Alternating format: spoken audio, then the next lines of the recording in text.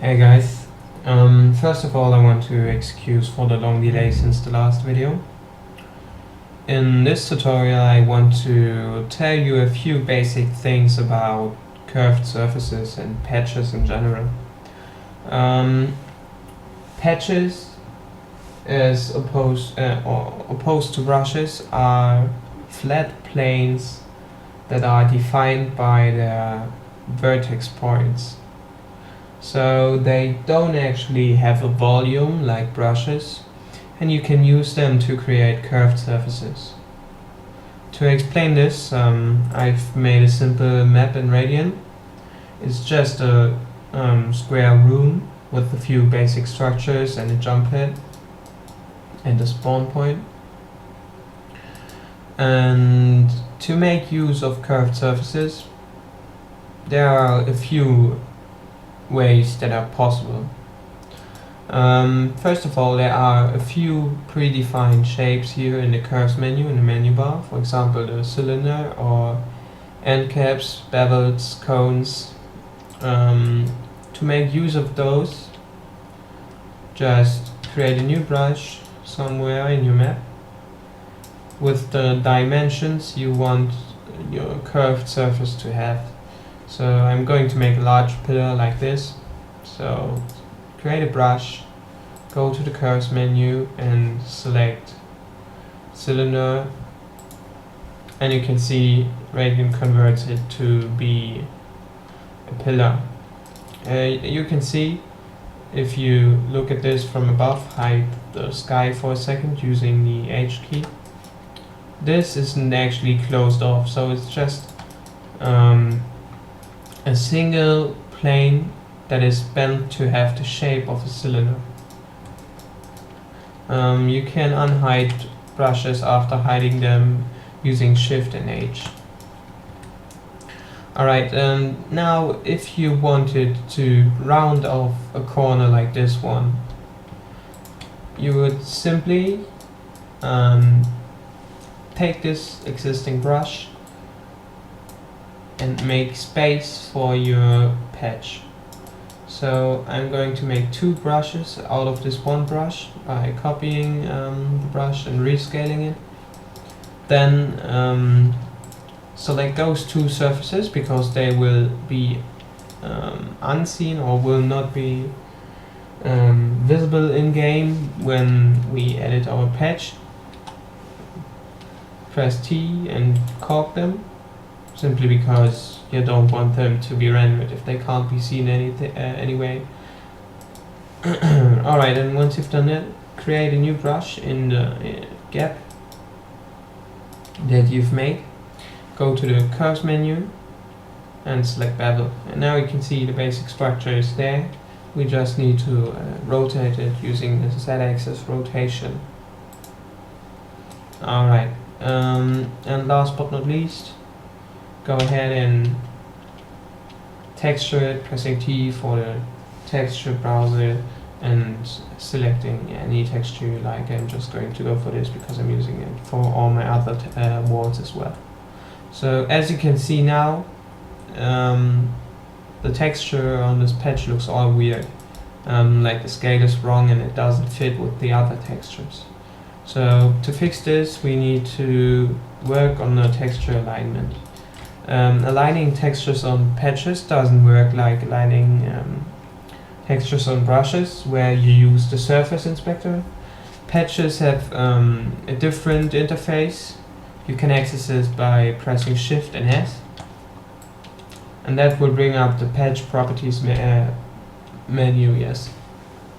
In here you can find a bunch of stuff like the texture name, shift steps and stretch steps, but I will get back to it later.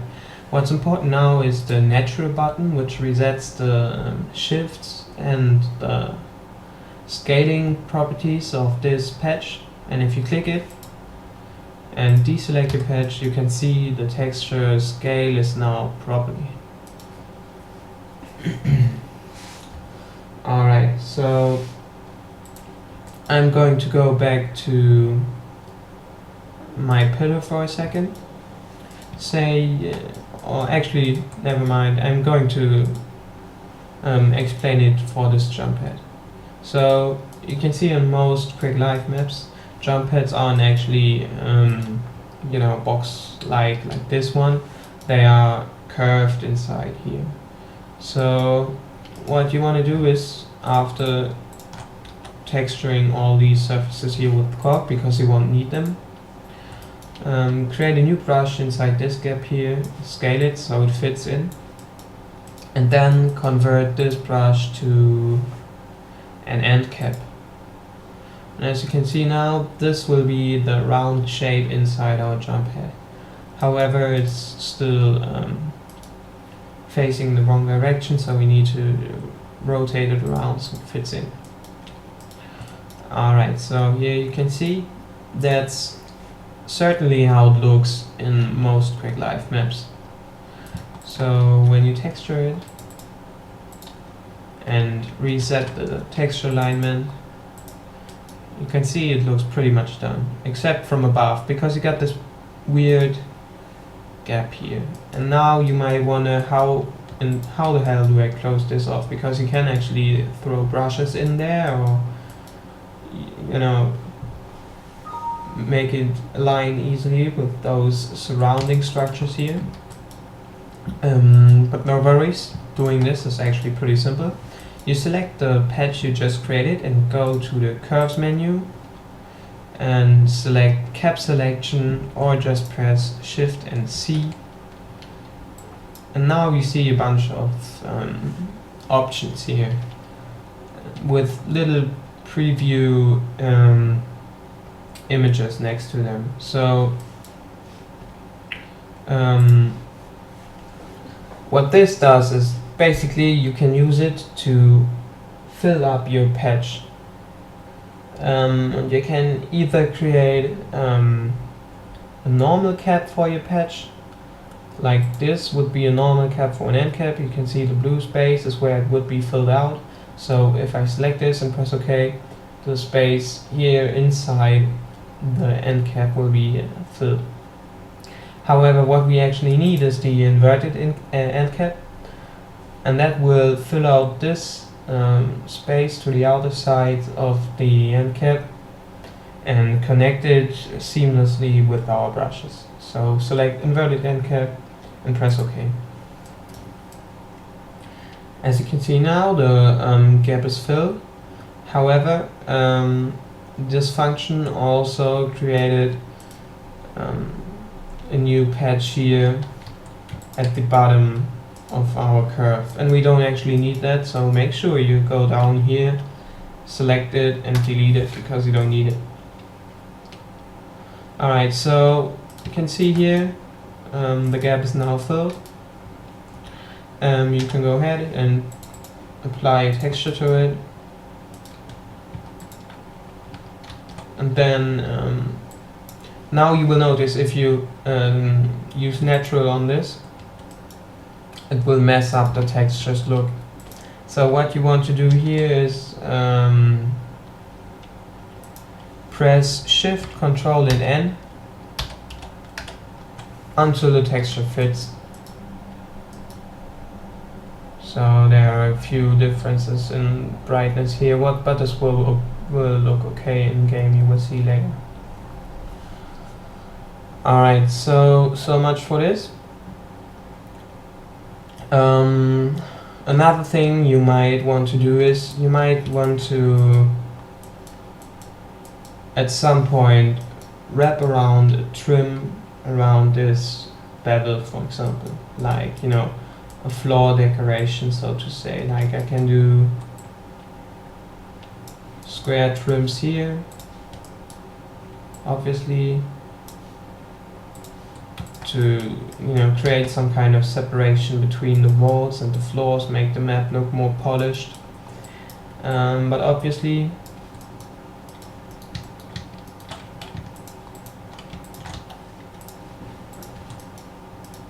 around the bevel, around your curved edge, you will actually need a curved trim. So how do you do this? You can use a predefined shape from the curve menu for this, but there's a pretty simple way. Create a new brush. As always, it should have pretty much the dimensions of the patch you want to create. And when you've created the brush, press Shift and P and a new window will pop up. This is the subdivisions menu for simple patch meshes. So what we're going to do is we're going to create a simple patch mesh, which is nothing but a flat plane, a flat patch with the number of vertices, with the number of vertex columns and rows you can bend however you like. So just stick to the default here, 3 in width and 3 in height, click OK, and you can see our brush transforms into a flat plane. And this is going to be our curve trim. To bend it, you can simply enable vertex mode using the V key, and then you see the vertices of the patch will appear. 3 in width and 3 in height, like you selected it in the pop-up earlier. You can go higher and lower than this, but usually all you need is 3 in width and 3 in height. I don't think I've ever used anything different than that, except when I made simple terrain using patches, but for now just stick to this. So yeah, go ahead and drag those vertices so they align with the bevel. A good guide are those lines between the vertex points. If they are straight, you can see you've done it right. If they are, not straight, you've probably not done it right. At least if you're working with regular patches that have their vertices arranged in 90 degrees angles.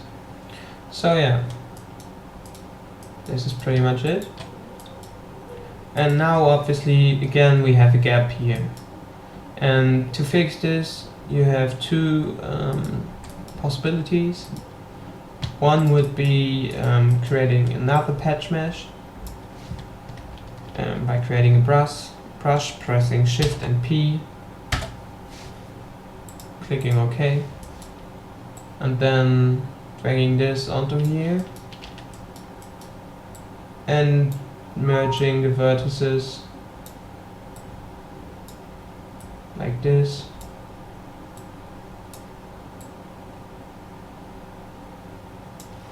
So you can close off the gap. Then when you are done, bring up the...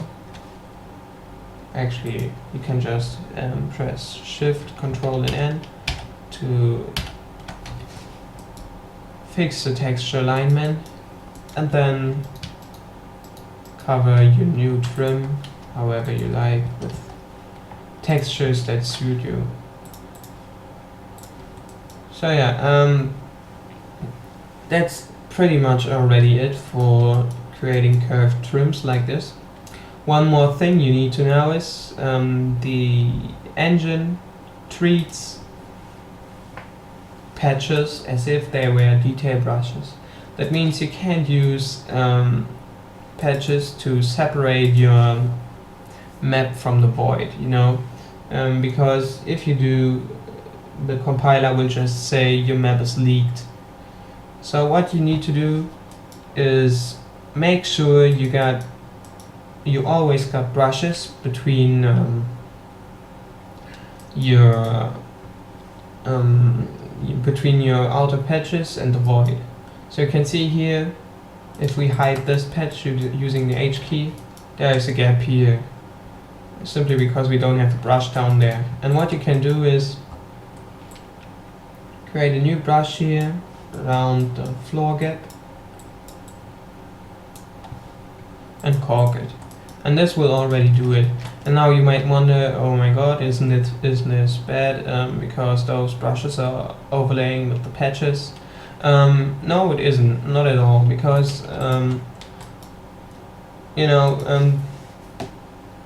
caulk doesn't actually get rendered, so you don't have to be afraid about texture issues.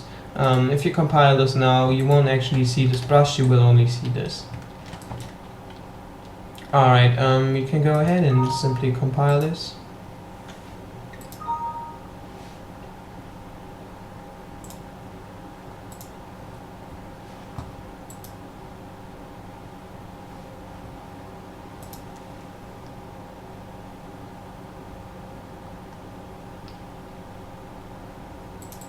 And when you are done with compiling, just load up the map in WorkCam.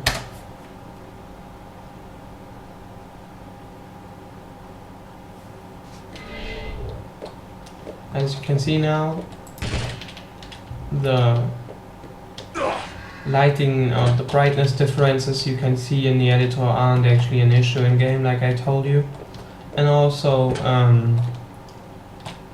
the cork brush we used to seal off the map from the void can't be seen, as I told you. Alright, maybe one more thing you should know about curved surfaces.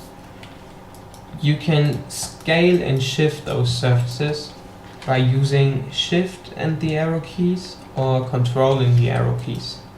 So if I select this now and hold down control and press left arrow and down arrow, the texture gets scaled.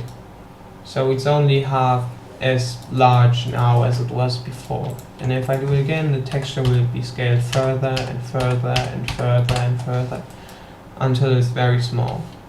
To reset stretch alignments, hit Shift and S to bring up the patch properties menu or the patch properties window and click natural.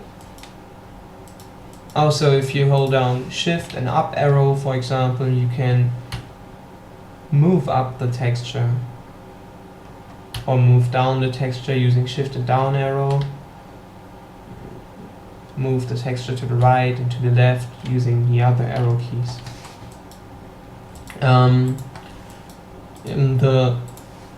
You can modify the shift steps, so basically if you press Shift and right arrow, how far the texture moves to the right, or if you press Shift and left arrow, how far the texture moves to the left. So if I change this 8 here at horizontal shift step to 64, and now shift the texture on one of the horizontal axes, like moving it to the left or moving it to the right, and okay, I guess you need to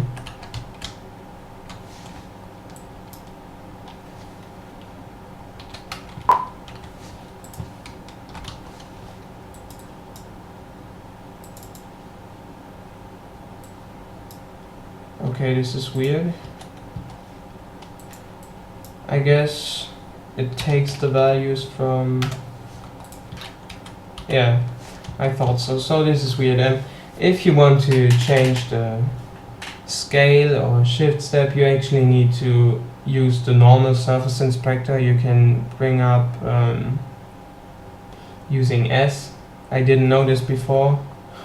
It's pretty weird too, you know, you align patches using the patch properties menu, and then you want to change the shift step and you actually need to use the normal surface inspector. So yeah, if you set the horizontal shift in the surface inspector to 64, you can see the texture moves by 64 units every time I press Shift and right arrow or Shift and left arrow. And the same works for scale. I can use really small scale values on the horizontal axis and also on the vertical axis. Oh, yeah, so sorry for this, I didn't know either, and it's pretty weird in my opinion. Just remember that if you want to change shift over scale step, you need to use the normal surface inspector. And if you want to reset the texture alignments on a patch, you need to bring up the patch properties menu and click natural. Yeah, what is there to say still? You can rotate textures on patches and brushes using shift and page up or page down. You can also set the rotation step here in the surface inspector. The default is 45 degrees, so each time you press shift and page up or page down, the texture will rotate 45 degrees. You can also set it to 90 or 180 or whatever. But 45 degrees is pretty common. Yeah, so another thing is you can